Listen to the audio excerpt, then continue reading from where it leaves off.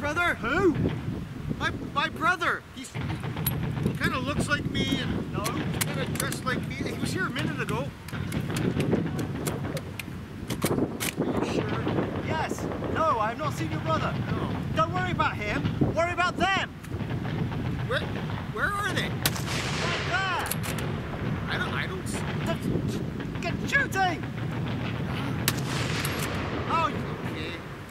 you're nuts. I'm out of here.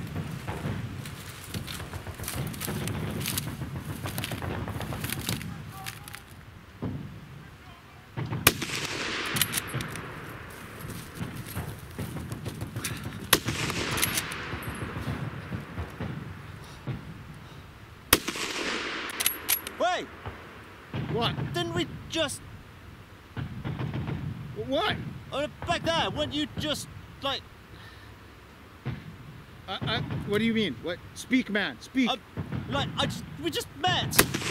How'd you get here? What are you talking about? I've been here for like minutes. But you were back there. Just like, what? No, I've been here for quite a while. Was that your brother? You see my brother? I guess I must have seen your brother. Oh, well then.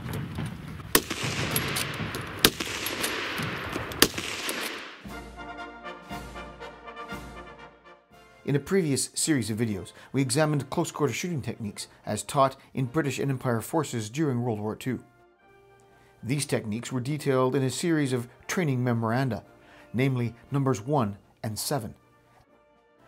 As an adjunct to that found in number 7, there was a simple practice laid out that, although wasn't necessarily directly related to close-quarter shooting techniques, it was certainly in the same vein. When Mike from Bloke on the Range visited my part of the world during the summer, we took an opportunity to give things a try. Yes, hello and welcome to Bloke on the British Muzzleloaders Range again. I'm still here in Canada with Rob, and one of the things we've been looking at is obscure British training drills from the Second World War era that sort of were, we rediscovered them by reading through a memoranda that, that the Vickers Machine Gun Society are they called? Doesn't really matter, but make a donation. Yep. Anyway, we'll put a link in the description below. They've made available all these obscure pamphlets and weapon training memoranda. One of the things we came across that really interested us was something called advanced snap shooting. Now, Rob's already demonstrated snap shooting several times on his channel in the First World War context, with target comes up for however many seconds it is, 3, 4. Usually it was anywhere between 5 and 9 seconds. Ooh, actually, yeah. For the long range stuff, yeah. Quite long. And this was used to sort of train soldiers to identify, aim at and shoot a fleeting enemy target that presented itself. However, that was still relatively slow and very, very formalistic. And in a 1944 weapons training memorandum, there was something rather more advanced. It was so advanced they called it advanced snap shooting. And Rob has the reference on a piece of paper. What is that? This is my advanced piece of paper. What witchery is this? Anyway. So what I have here is the details for the advanced snap shoot. The object, of course, was to exercise men in quick shooting from the kneeling and standing positions in the open. The layout generally was on a conventional range setup with a set of butts where the targets would appear and disappear. For purposes of our exercise, as you'll soon see, this was not possible, and we relied on some pop-up targets that we had rigged with some rope to appear and disappear, to simulate those targets appearing from behind the berm in the butts. The details of the practice were as follows. Fires were to begin at the 100-yard point, loaded in the standing position. On the order advance, they were to advance to the 90-yard point, whereby the range conducting officer would indicate by arm signal for a telephone call to the butts to expose the target for a whopping 2 seconds. Now don't forget, you're walking now and have to then adopt the standing position, the kneeling position at 90 yards, and then engage a target within 2 seconds.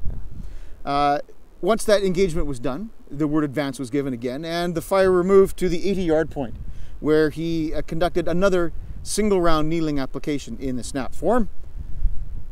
Again, on the word of command advance, he moved then to the 70 yard and engaged a target from the standing position. He did the standing position 2 more times at the 50 and the 30 yard point. So that's a total of 5 exposures, 2 seconds per, at 5 different ranges, ranging from 90 to 30 yards. The bayonets were to be fixed on the Mark IV, or correction, the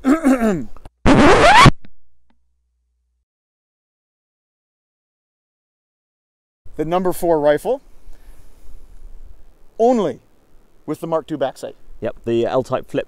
This is because it is sighted rather higher than the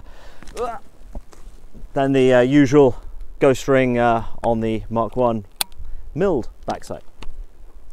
It does finish the description by indicating that small changes could be made depending on local conditions. Change of position, change of range, etc. The overarching concept, though, was to engage targets in what appears to be an exceptionally quick exposure, 2 seconds, from the move. And how big were the targets at the different ranges? So it says that at the 90 and 80 yard point, you shot at a number 2 target.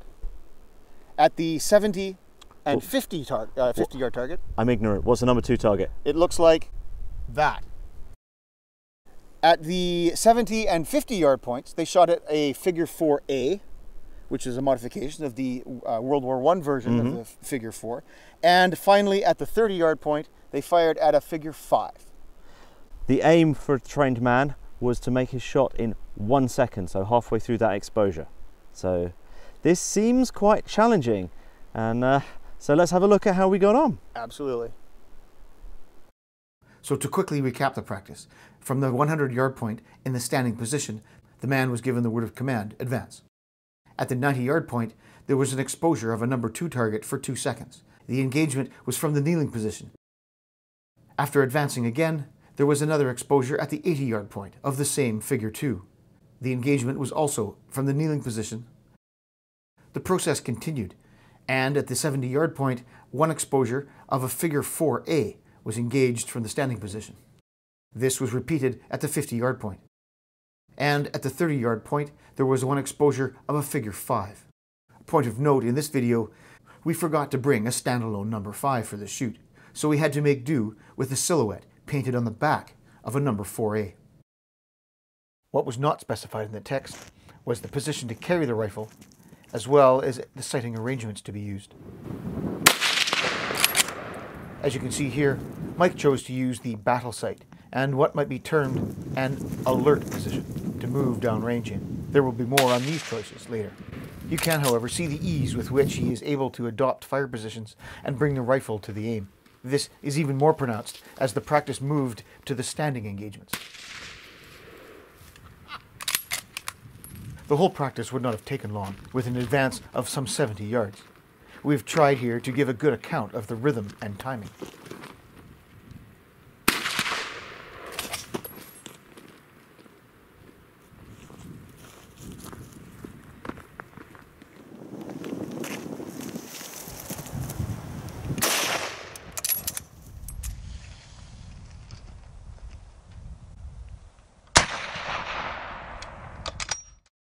Mike turned in a great score. 2 hits on the number 2. 2 hits on the number 4A. And 1 on the figure 5. With Mike complete and light fading, it was my turn. For my run, I elected to use 2 different techniques. I used the adjustable ladder of the Mark I sight with its smaller aperture.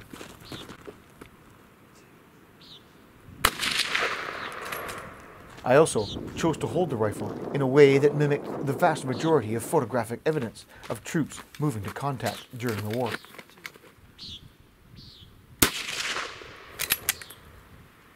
That was more like 3.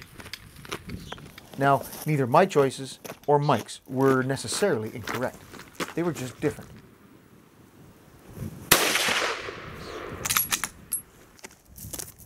As the practice continued, it was indeed more of an evolution to bring the rifle up from the position I chose. And with the fading light, it was certainly more difficult with the smaller aperture. As I came to the last engagement at 30 yards, I felt that perhaps the CQB technique, as practiced in the earlier series of videos, might be appropriate. Weapon in the shoulder, and the use of the middle finger to press the trigger. As for my score, I obviously benefited from Mike's special gift of an extra second during the 80-yard engagement. That made for 2 hits on the figure 2, 2 hits on the figure 4A, and 1 on the figure 5.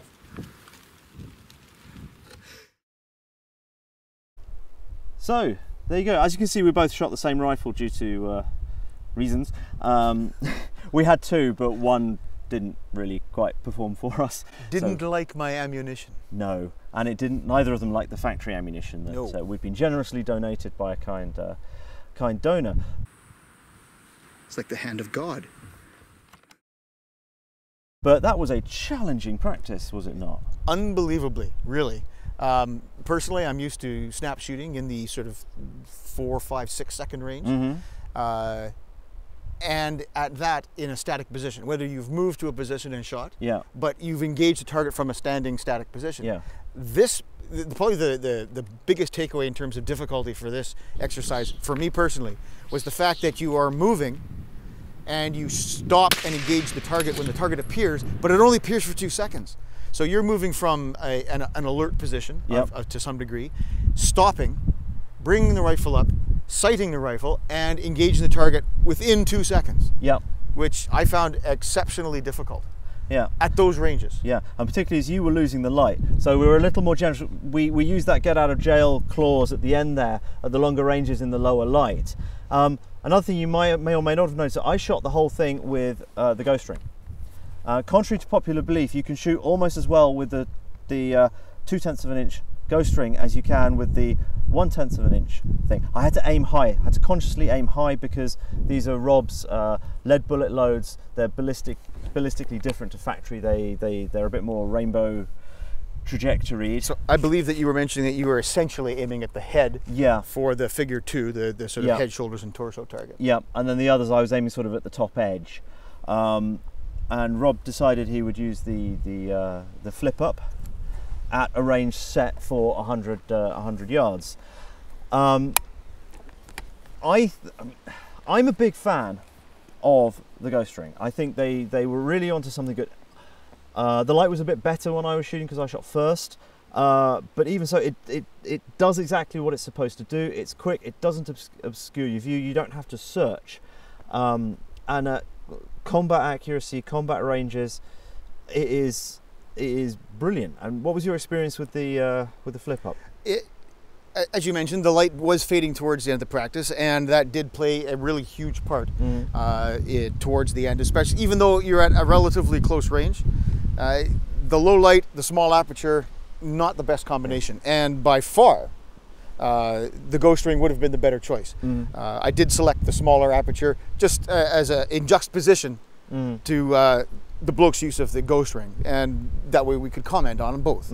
I did find that the difficulty did increase with the light for sure. Yeah, and I mean, compared to some others like the Springfield, there's a lot of material around the hole on these sites. So they do, if you haven't got your eye actually quite up to it, it cuts quite a lot of the world out. I mean, for a precise shot at longer range where you've got a little bit more time, there's no problem with having that much of your world shuttered out like that. But at close range, when you're trying to do something quickly, this is by far the better piece of kit here. Yeah, absolutely. Yeah, and I've done other stuff back in Switzerland with the 2-position L flip, which is a 1/10 of an inch hole, and I've certainly found that the 2/10 of an inch ghost ring is far faster. But we both scored reasonable hits for a first ever go. I mean, that was the first time we'd ever shot that. Practice is akin to cheating on Bloke on the range, so I think that was important to see how 2 skilled shooters would get on with that sort of from never having tried it, and plus running around with the cameras, and because of the pulling of the targets, it wasn't actually possible to film the practice in one continuous swoop. We'd need like a team of 3, 4, 5 people around us, and it was just us. So One man pulling, one man shooting. Yep, as it were. You were my wingman, I was your wingman.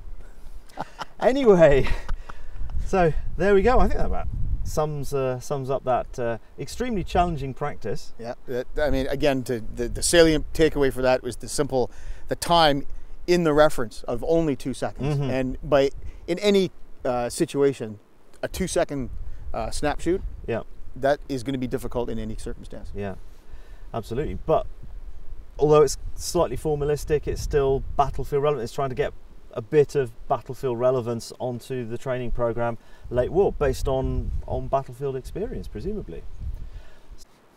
So thank you so much for watching. I hope that was at least vaguely interesting.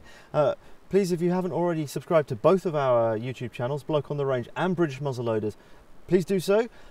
We both are on Patreon, and we will gratefully accept any support that your generosity might incite you to give to keep our rickety barges afloat and keep us shooting and in crazy, climactically inappropriate wool uniforms in more than 30 degrees in the Canadian summer.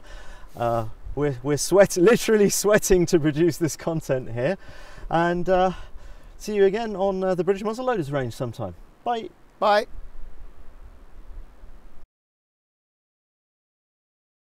If you'd like to support the channel, please stop by our Patreon page. The link is in the description below.